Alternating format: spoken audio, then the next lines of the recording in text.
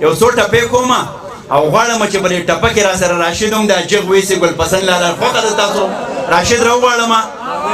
خلک به وایي دوه یاران دي جانان په ما پسې ټوپه کې ګرځوي نه راشد راشه سالار صاحب ته هم راشه داسې ده جی جی زه یو دوه خبرې کوم صرف فیاض لالا ته ډېره مبارکي وایم چې دومره په دې ځانځاني دور کې دومره لوی خلک راغونډ کړي دي او راجمع کړي دي نو د فیاض لالا د ستاینې وړ دی او ډېر لوی کار کوي ډېره زیاته جی تاسو مخه ورته پرېږدئ ملګرو داسې کار دی جانانه که تاسو مخه پرېږدئ موږ هېڅ چېرته نه ځو نو ټپونه به خوند والی خو هغه داسې کار و د یو سړي 12 زامن وجي دا خبره هم واورئ نو زلزله راغله زلزله نو دنه بر چت نه یو راکوز او بل نو چې اته مې راکوز کو زلزله ولاړه و دوی خدای غر کړه زلزلې په خوانو پوه نه کړم د ټپو په خوان به مونږ پوه کوي که کوم ملګری ریکارډ کوي نو هغه ریکارډ هم کوي او چې دا ملګری ته خوند واخلي ښه راشد لاس په پورې کو بالکل په لاس پورې کو هلو او نو ولدي دتريو انار داندا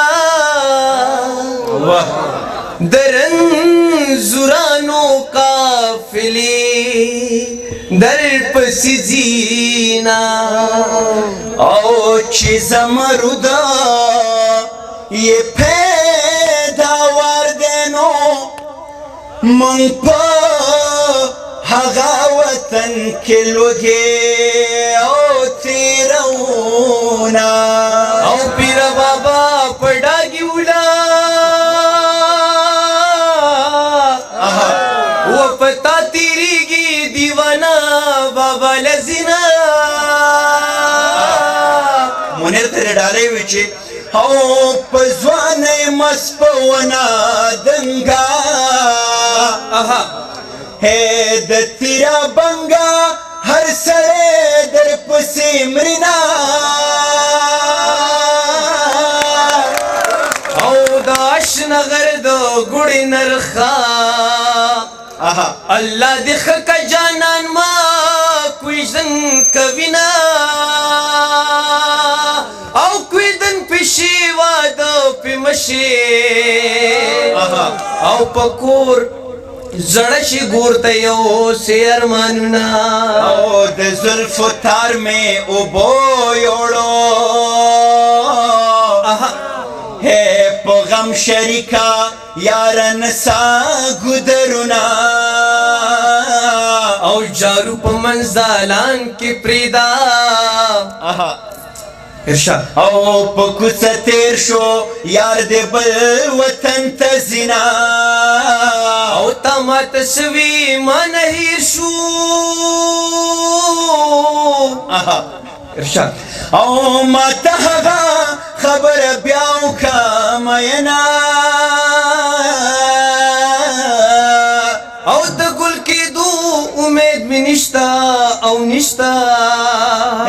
جانان پزمکا د ملتان کرلې یما او روړه بندې چې و پیلونا روړه بندې چې و پیلونا جانان بیر لرازا چې و زنګونا جانان بیر لرازا چې و زنګونا او ګدر تزما را پسې راشه